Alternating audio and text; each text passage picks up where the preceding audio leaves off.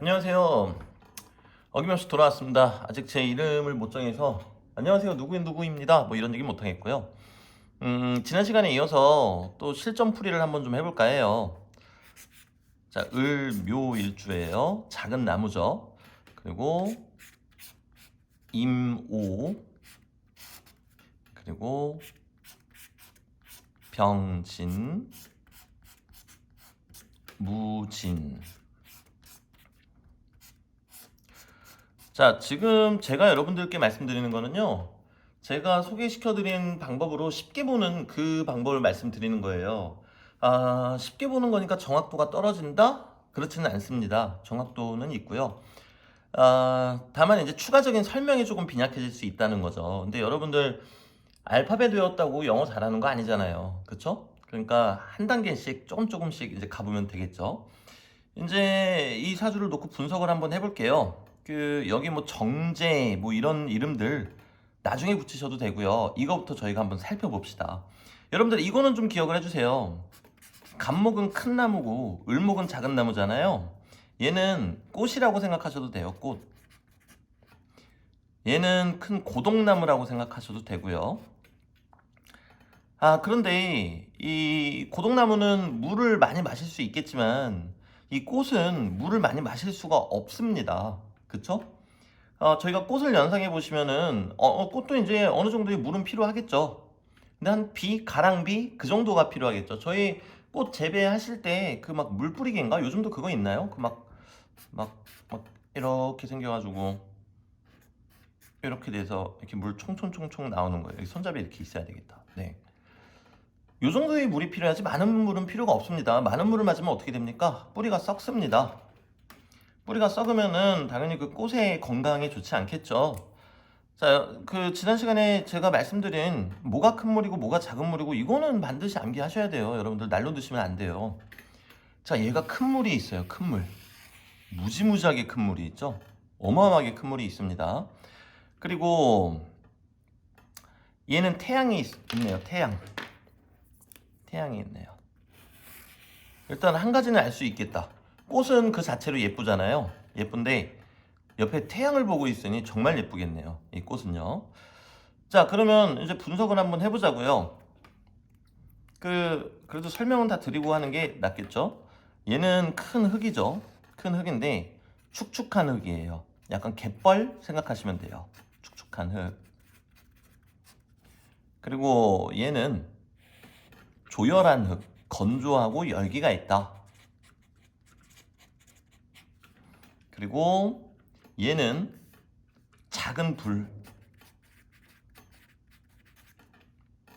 그리고 여기는 지금 다 똑같은 기온으로 돼 있죠? 뭡니까? 작은 나무, 즉 작은 꽃.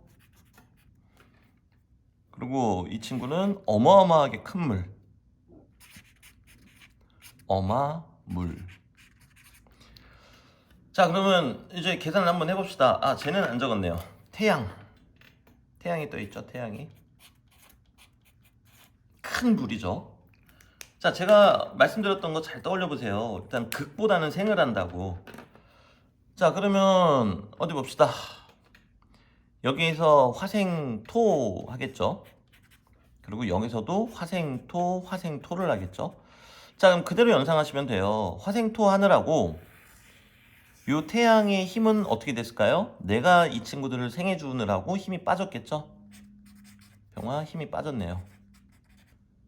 힘이 빠졌어요. 힘이 빠지고. 그리고 얘네들은 축축한 흙이었잖아요. 근데 태양을 아무튼 받으니 조금 단단해지겠죠. 대단히 좋은 역할을 하고 있는 걸로 보입니다. 왜 좋은 역할이라고 하는지 한번 보자고요. 이게 가장 큰 문제죠. 그쵸? 여러분들 보시기에도 그러실까요? 제가 아까 시작에 뭐라고 말씀드렸습니까? 작은 꽃인데 큰 물이 있으면 뿌리가 썩는다 그랬죠? 뒤에서 이렇게 몰아닥치고 있죠? 큰 물이. 밑에 작은 꽃이 도와주고 있다고 하더라도 너무나 많은 물을 감당하기에는 무리가 있겠죠. 그러면 원래대로라면은 수생목, 목생화 이렇게 가져야 되는데 이미 물에 많이 젖었죠. 물이 많이 젖은 상태에서 목생화를 하면은 이 태양처럼 큰 불은 어떻게 될까요? 물론 타격은 크게 없을 겁니다. 왜? 작은 나무니까요. 하지만 좋지는 않겠죠. 즉, 을목 입장에서는 병화, 목생화를 해주고 싶은데 그게 제대로 안 된다는 거죠. 자, 그리고 작은 불은 어떻게 되겠습니까? 작은 불은 뭐 말할 것도 없죠. 여기에서 목생화가, 이 친구는 목생화를 하려고 하겠지만 이미 물에 흠뻑 젖어 있는 데다가 이 물이 밑으로 넘쳐 흐르겠죠. 그러면은 사용할 수가 없겠다. 자, 그러면 문제가 여러분들 이제 보이시나요? 큰 물, 임수가 문제라는 것을 아실 수 있습니다. 자, 임수는 지금 고여있는 물이에요. 제가 뭘 보고 고여있는 물이라고 하냐면요, 수를 생하는 건 뭐죠? 여러분들 이거 암기하셔야 된다니까. 금생수잖아요. 그럼 큰 물이니까 이 큰 물을 생하는 건 뭐겠습니까? 큰 금, 경금이겠죠. 또는 지지로 내리면은 큰 금이니까 신금이겠죠. 자, 이 두 개의 금들이 있으면은 이 물은 고인 물이 아니라 흐르는 물이 돼요. 푸시를 해준다는 거죠. 금생수 하면서 촤르르 하고. 자, 그렇게 되면 큰 문제가 생기겠죠. 일단 무슨 문제가 생기겠습니까? 첫째, 불이 꺼진다는 거죠. 나는 뭐 말할 것도 없고요. 너무 안타까운 게 이 사주가 이 순서가 뒤바뀌었다면, 이렇게 뒤바뀌었다면 이렇게요. 그러면 큰 물을 이 무토가 좀 막아주겠죠. 그리고 병화가 여기서 화생토를 해주니까 더 단단해졌을 거고요. 자, 근데 아쉽게도 이 사주는 이 물을 막을 구실을 해줄 것이 아무것도 없습니다.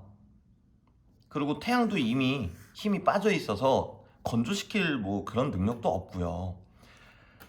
자, 그래서 이분 같은 경우는 이제 실존 인물이신데 생전에 대단히 좋으셨던 분으로 알고 있어요. 그 기사도 그런 식으로 났고요. 자, 그런데 이분이 경신대운을 맞이합니다. 자, 감이 좀 오시나요? 경신대운 그러면은 큰 쇠죠. 이 쇠가 들어오면 어떻게 될까요? 그쵸? 금생수를 하면서 물이 홍수처럼, 쓰나미처럼 쫙 퍼지겠죠? 자, 그러면 태양이 꺼지게 됩니다. 태양이 꺼지게 되고요. 그렇게 되면은 이제 이분 같은 경우는 대단히 좀 치명적인 영향을 받는다고 할 수 있겠죠. 자, 그래서 이분께서는 이제 경신대운에서 경자년에 가셨습니다. 제가 알기로는 뭐 봄쯤에 가셨던 걸로 기억하는데 요거는 이제 찾아보지 않았어요. 근데 아마 3월 중순 넘어가서가 아닐까 싶어요. 3월 중순 넘어가서. 왜냐면 3월 중순이 넘어가게 되면은 이제 그 다음 월의 기운도 같이 잔존하게 되는데요. 이제 섞이게 되는데요. 이 당시 이제 4월이 아마 또 금이 들어왔던 걸로 제가 기억을 합니다. 그래서 참 뭐 이건 아마 경진이지 않을까 싶네요. 지금 보니까 경진. 그러면 이제 사주 좀 아시는 분들은 신자진 하시겠지만 지금은 일단 쉽게 말씀드리는 거니까 그런 건 배제하셔도 다 똑같이 볼 수 있어요. 그래서 뭐 설명드리자면 사실 한도 끝도 없어요. 뭐 아시겠지만 진진자형도 있고 뭐 괴강쌀도 있고 그 상태에서 진진 형쌀 또 들어오고 신자진 수국으로 묶이면서 물이 왕해지고 저도 이런 거 할 줄 알아요. 할 줄 아는데 그런 거 없이도 쉽게 보실 수 있다는 거 지금 말씀드리는 거예요. 자, 그래서 그러면 태양이 꺼지면 무조건 죽느냐? 그게 아니에요. 지금 보시면은 이 사주에서 이 물이 큰 물이 지금 병이 됐죠. 그럼 이 병을 막아줄 수 있는 거는 큰 나무, 물을 먹어주니까요. 또는 큰 토양입니다. 근데 여기서 이 토양은 지금 멀리 떨어져 있어서 사실상 그 구실을 할 수가 없어요. 그러면은 큰 나무가 있으면 좋겠는데 큰 나무는 어디에도 없습니다.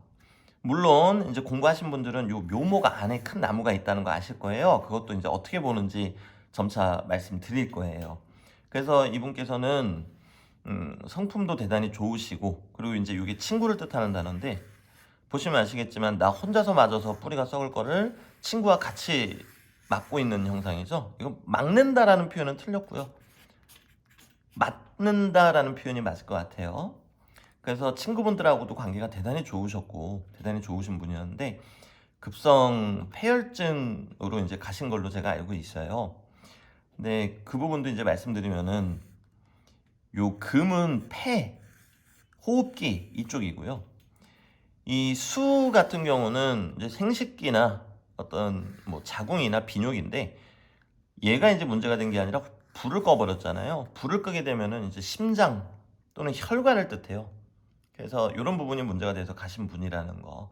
그래서 이렇게 배운 내용 복습해 보실 수 있으시게 약속 드린 대로 간간히 실전 사주를 올려드리겠습니다.